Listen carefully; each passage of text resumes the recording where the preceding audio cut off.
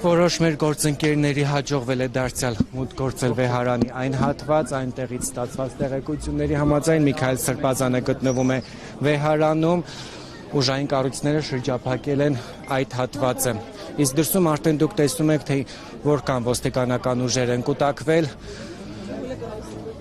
Ստացված տեղեկությունների համաձայն բարեկային ծառայողները փակել են Իսակովի պողոտան, որպեսզի աշխատակիցները կարողանան անարգել տեղաշարժվել Երևանից դեպի Էջմիածին։ Միաժամանակ հնչեց այստեղից կոչ ուղված քաղաքացիներին հավաքվել Մայրաթորի մոտ պաշտպանելու Վեհարանը։ Մայրաթորը ձեր օգնության կարիքն ունի, ասաց Վագն Չախալյանը, կոչ անելով բոլորին հավաքվել այստեղ։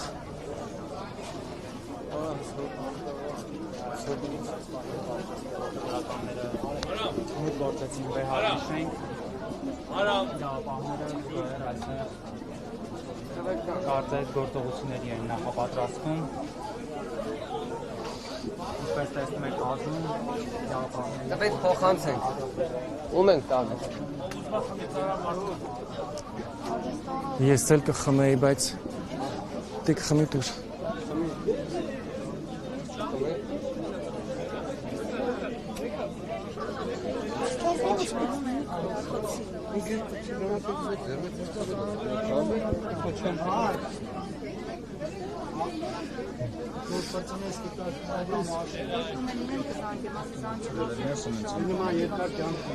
Հարգելի հետևորդներ, հրատապ Միքայել Աջապարյանին փորձում են այլ մուտքից հեռացնել, այս մասին մեզ հայտնեց նրա փաստաբանը, ասում են, որ մեքենան, որով տեղափոխելու են Միքայել Սրբազանին, այս պահին արդեն Վեհարանի տարածքում է այլ մուտքից։